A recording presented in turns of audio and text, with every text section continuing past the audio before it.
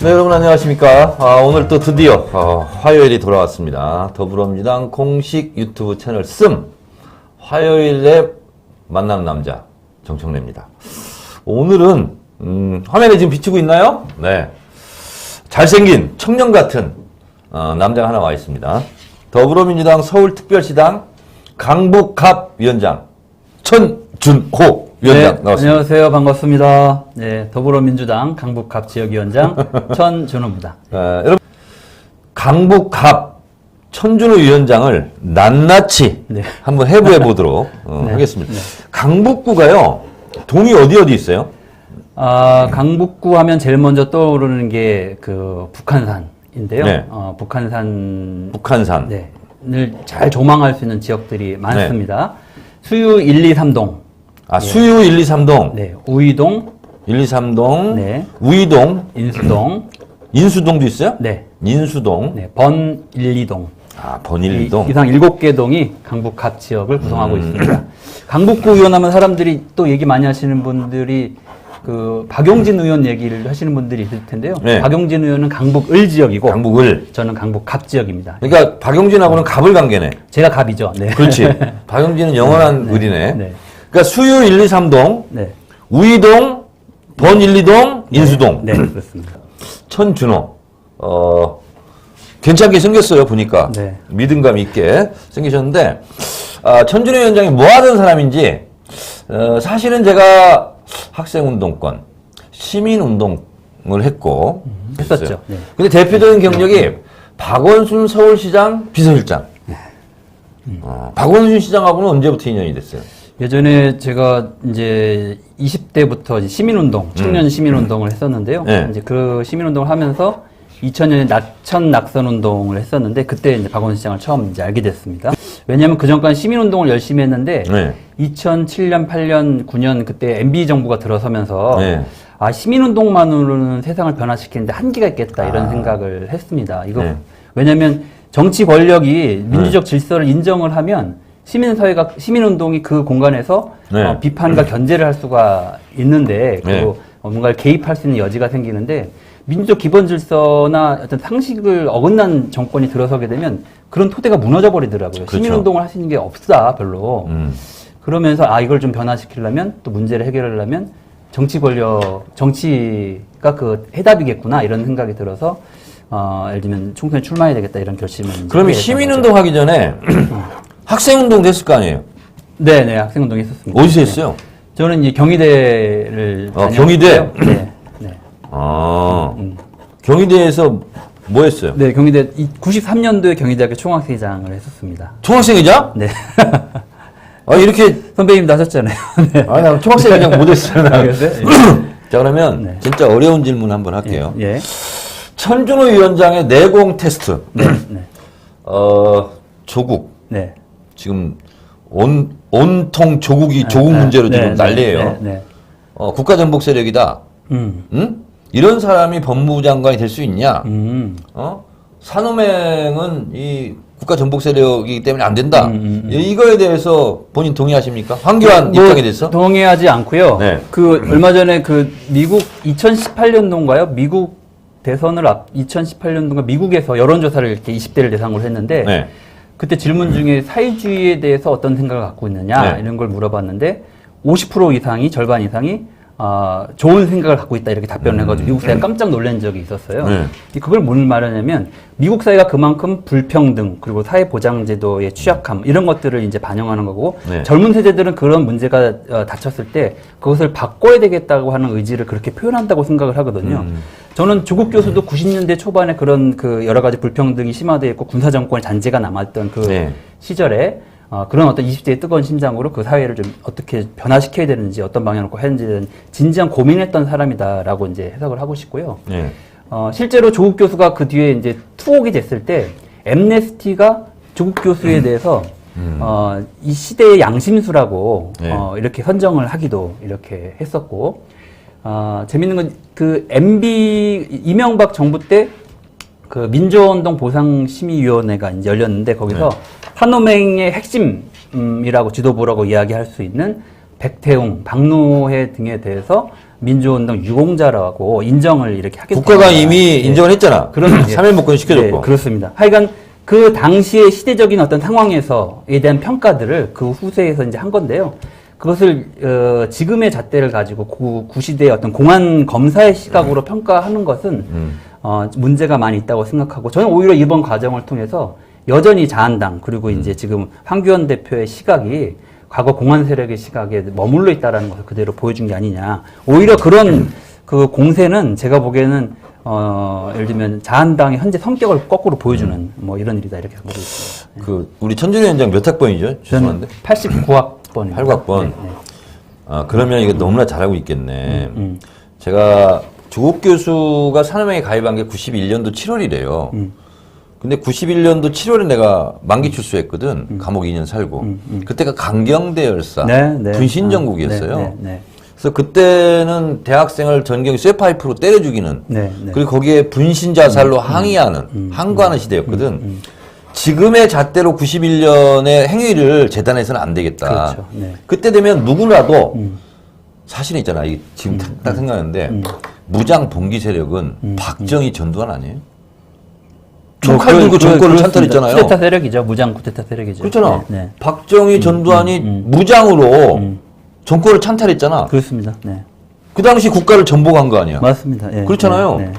그래서 이 91년도 조국 교수가 산업행에 가입했던 때는 쇠파이프로 무력으로 사람을 대학생을 때려 죽이는 사이였다고. 그렇죠. 네. 그럼 그거에 대한 피 끓는 분노 이런 것이 지금의 2019년의 눈으로 91년도를 재단하면 안 되겠다. 그렇습니다. 맞습니다. 그때 되면 누구라도 뭐라도 해가지고 이 정권은 타도해야 된다. 그렇습니다. 생각했던 때가 아닌가. 불과 11년 전에 10년 전에 광주에서 전대원 노태우 군사 쿠데타 세력들이 광주 학살을 일으켰던 그게 바로 10년 전이니까요. 그러니까. 불과 얼마 안 된 거고, 그 당시에 대통령이었던 노태우가 형식적으로는 민주적 절차를 통해 선정되었다고는 하지만 그 권력 기반이 어디서 온 겁니까? 80년 광주의 학살을 기초해서 군사 쿠데타에 기초해서 그 정치 권력이 힘이 군부 무장 세력. 그럼요. 그것에 기반해서 민정당이 만들어졌고 그 정치 기반 위에서 대통령 후보까지 된 사람이 노태우거든요.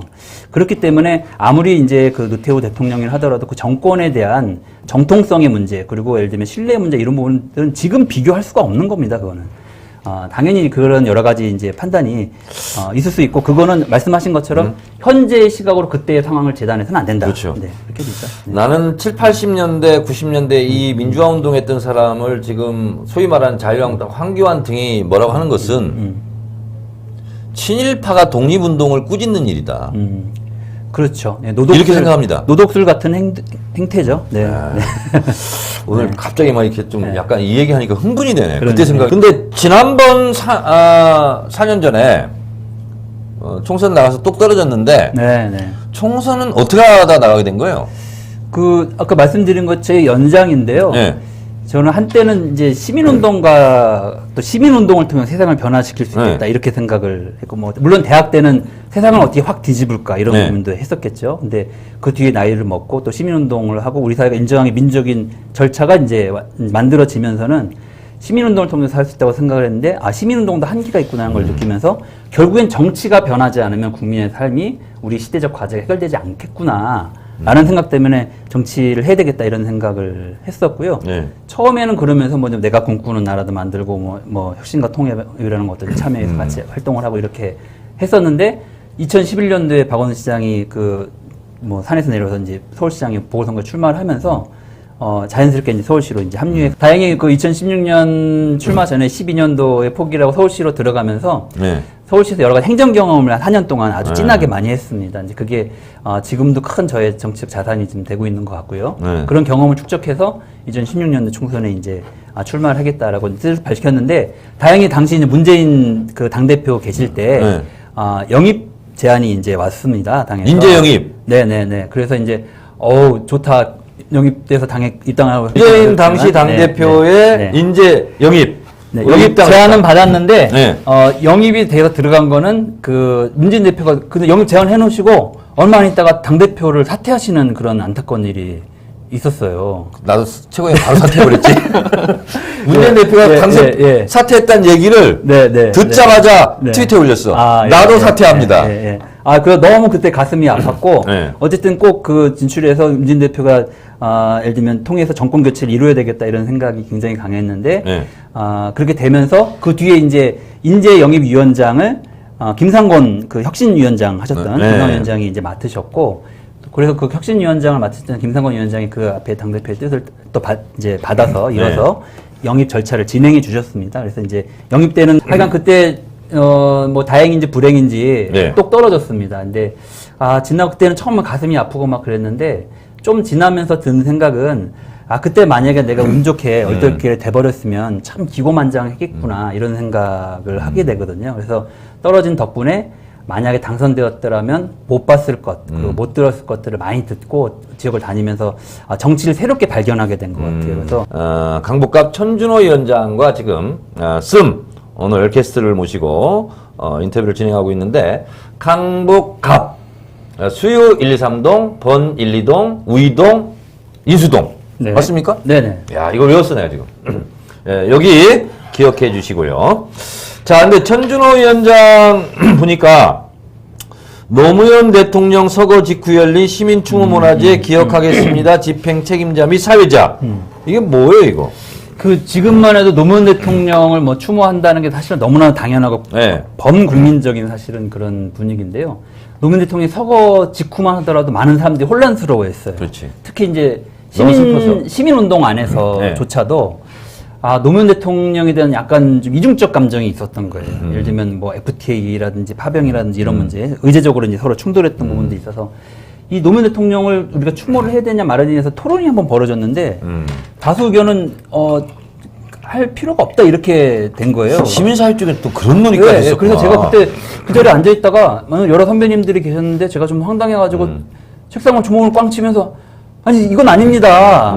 그 노무현 대통령이 예를 들면 시민사회에 의제적으로 여러 가지 충돌한 면이 부분들이 있을 수 있지만 큰 맥락에서 보면 시대를 변화시키려고 개혁하려고 하는 세력을 수구 세력이 사실은 죽음으로 몰아넣은 것인데 이것에 대해서 어떻게 우리가 가만히 좌시할 수 있느냐. 아니 우리 다 나서서 된다 이렇게 이야기를 하고 막 결국에는 이제 제가 나는 있잖아.